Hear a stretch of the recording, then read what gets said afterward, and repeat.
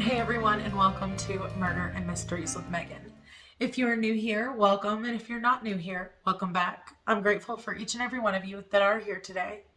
Here we talk about true crime, conspiracies, hauntings, and other types of mysteries.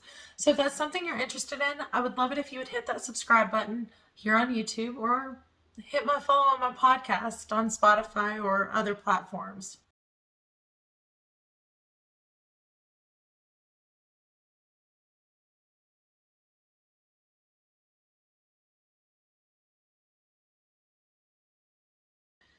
It wouldn't be long until the next attack would come. In fact, it was only 5 days after the attack on Anna Schneider, on August 10th of 1918, on a man named Joseph Romano. Now, Joseph Romano also lived with his two nieces, Pauline and Mary. Their living quarters were actually connected with his, and they could hear through the wall that there was something going on, and it sounded like some sort of attack. The two of them ran in just in time to see someone running off. They told investigators when they arrived that they had seen a heavy-set man who was dark-skinned in a suit and a hat that was fleeing the scene when they arrived at the room to check on their uncle. Now, despite the fact that his two nieces were living with him and he had survived the initial attack and even walked out to the ambulance afterwards, unfortunately, Joseph Romano did pass away, making yet another victim of the Axeman. At this point, this is the sixth person and the fourth attack within just only a few months. After police revealed that nothing had been taken, that the attacker had actually gained access to the home through a panel that they had chiseled out from the back door. And there was even the murder weapon, an axe, yet again, left at the scene of the crime. This is when everyone started to panic and chaos began to break out within New Orleans. Extreme fear filled the streets, wondering when the next attack would happen and who the next victim could potentially be. At this point, reports came in from citizens across New Orleans stating that they had seen the Axeman lurking in the shadows or had even found a bloody axe in their yard. Even at this point, a retired police detective came out and stated that he believed that this particular perpetrator was quite normal. In fact, led a normal life and followed all the rules, but had an overwhelming desire to murder. This, of course, just intensified everyone's fears, knowing that this person was more like a Dr. Jekyll and Mr. Hyde. It meant anyone could be the Axeman of New Orleans. Of course, everyone in New Orleans and even the surrounding areas were quite on edge after the death of Joseph, terrified that their family would be next. I mean, I can only imagine the fear and the terror that the families and parents were feeling. Could you imagine sitting inside of your home? Every noise that you hear wakes you from your sleep. Your husband sitting guard with a gun just to make sure no intruders come inside. This is how everyone was feeling in the town of New Orleans. Well, at this point, it almost seemed as though the Axeman had decided to take a little bit of a break. There was not another attack for 7 months, actually. 7 months to the day that Joseph Romano had been attacked before. On March 10th of 1919, the next attack happened. Now, this particular attack actually happened to a family of 3. Charles, who was an Italian grocer in Gretna, his wife, Rosie, and their baby daughter, Mary. On the evening of March 10th, 1919, people heard screams coming from across the street from the Cortamiglia's home. Another grocer from across the street, Mr. Jordano, actually ran across to check on the family and see what the screams were about. It seemed as though they were in trouble. Unfortunately, when Mr. Jordano got there, it seemed as though it was a bit too late. The family had already been attacked. The intruder, once again, had cut a panel to gain access into the family's home and had come in while they were asleep. Inside, he had come in with an axe and attacked the family. Charles was lying on the floor. Rosie was propped up against the door frame, standing, holding her daughter, who had been slain in the attack. The couple was then rushed to the nearby charity hospital, just like the other victims from prior attacks with serious head wounds. Even though the couple did go through such a tragic ordeal, they both did survive. However, their marriage did not. Well, you may be wondering what happened. Well, apparently the two couldn't agree on the events that took place that night. See, Rosie had made claims that Mr. Jordano and his son, who was 18 years old at the time, that they were the ones that actually had attacked them, while Charles did not agree. In fact, he vehemently denied the fact that Mr. Jordano and his son were even involved. They had only come to help them. In fact, that's how they were still alive, was because of their help. Well, despite the fact that Charles had vehemently denied that they were involved, police officers still decided to press charges. And it went to trial. And in fact, they were both found guilty.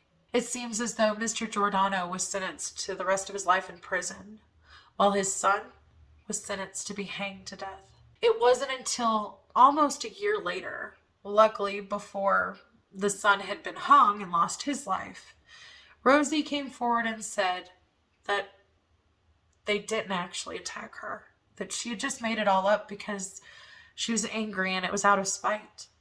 After that, both Mr. Jordano and his son were released. But of course, there's still no answers as to who did these attacks and who the Axeman could be. So here we are, March of 1919.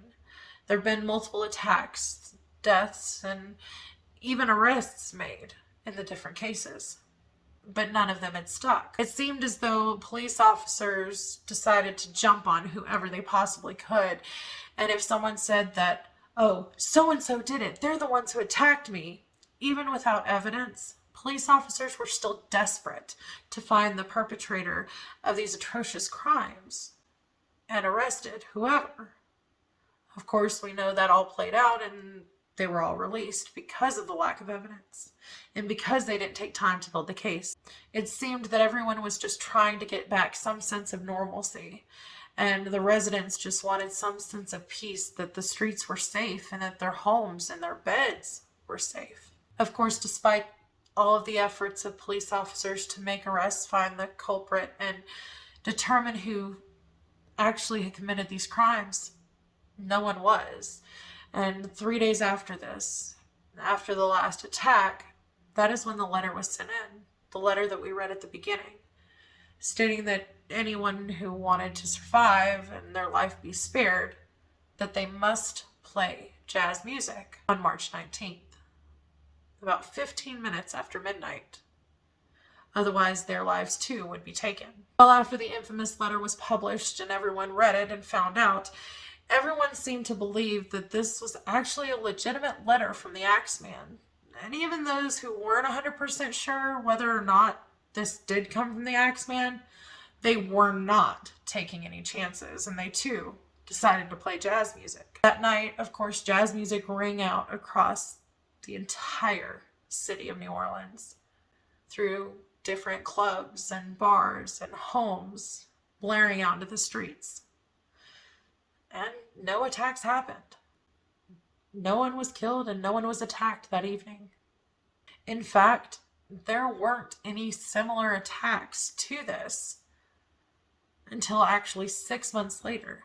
After the infamous letter was posted and published for all to read, there were only 3 other attacks that took place that are a result of the Axeman of New Orleans, or that he has credit for. The first was on August 10th, to another grocer named Steve Boca this time. He awoke in the night to find a tall figure standing above him. After he had actually been struck in the head, he passed out. He awoke later and actually got up and went outside to see if there was any signs of the intruder still. That's when he saw himself in the reflection and realized that his head had been split open from the axe. He ran to his neighbor's house and yelled for help. Luckily, Steve actually did recover from his injuries that night. Yet again, he couldn't remember the details of the intruder and his attacker. However, much like all of the others that we've heard, I feel like I have deja vu saying this, he too was a grocer of Italian descent. It was not a robbery. The person who had come in solely to take his life. The person had come in through a chiseled panel from the back door. The intruder had left the weapon at the scene of the crime. Yet no one was arrested still. The following attack happened to a young woman named Sarah Lawman on September 3rd of 1919. She was actually sleeping in her apartment when an intruder came through an open window. At this point, the intruder actually struck her in the head with a blunt object. Luckily, her neighbors actually came to check on Sarah. When they hadn't seen her, they had begun to get worried. When she didn't answer the door, they actually broke down and broke inside of her apartment and found her lying there. She was only 19 years old at the time. She was lying unconscious and had a severe head injury. She was even missing teeth. Sarah, too, recovered from the incident and led a normal life afterwards. However, she couldn't remember who this intruder was. And again, police officers found a bloody axe outside on the lawn. The last known attack of the Axeman of New Orleans took place on October 27th of 1919. This would end his 18-month reign of terror on the city of New Orleans. This time the victim would be a man named Mike Pepitone. His wife had awoken to the sound of her husband being attacked. She ran to her husband's door and she saw a man fleeing the scene. She said that she saw a large axe-wielding man who had struck her husband on the head and took his life. Unfortunately, it was so dark she couldn't make out any of the characteristics of the intruder. It was actually said that this particular crime scene was absolutely brutal. They all had been, but this one, the whole room was covered in blood. As we talked about each one of these individual attacks, we talked about the similarities that there were. The Axeman's victims, more often than not, seemed to be Italian immigrants or Italian Americans. Many of them owned grocery stores. Many of the victims were attacked while lying in bed. And typically they would be attacked with something that was inside of their home. And typically the item that was used would be left at the scene of the crime. Of course, now it seems that a lot of crimes can be solved with DNA. However, unfortunately, this technology was not available back then. In fact, they were just starting to use fingerprinting. And so this made this case incredibly hard to solve. I wish that I could tell you that this incredibly sick individual was found and put behind bars and spent the rest of their lives rotting in a cell.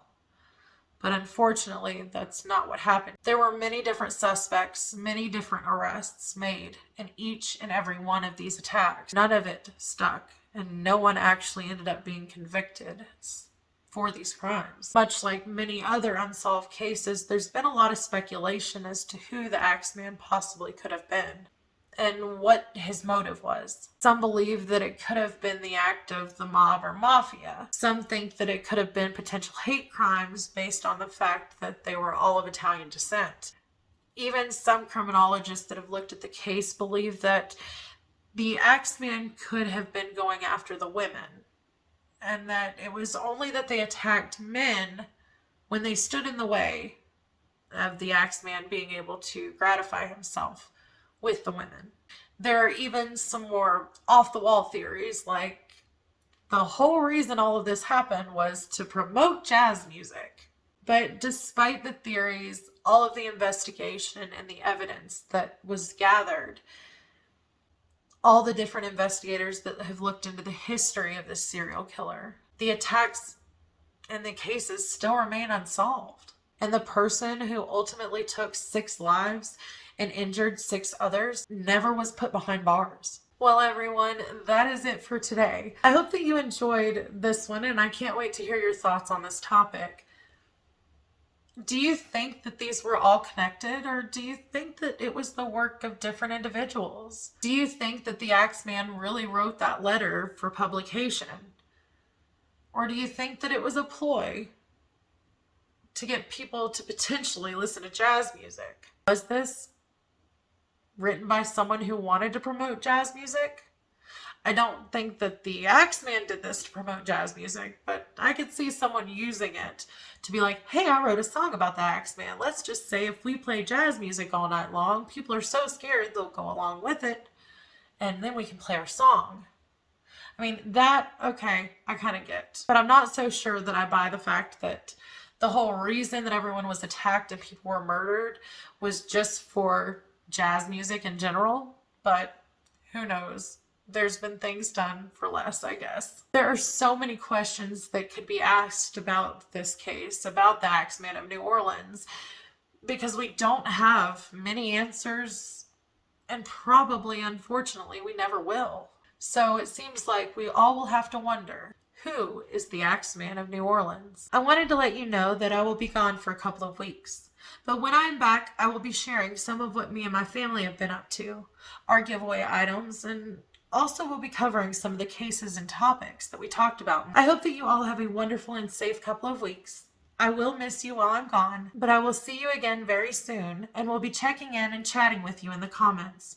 So make sure to hit that subscribe button and post notification bell, or follow my podcast. That way you don't miss any of our upcoming cases, topics, and announcements. Until next time, my mystery lovers. Bye.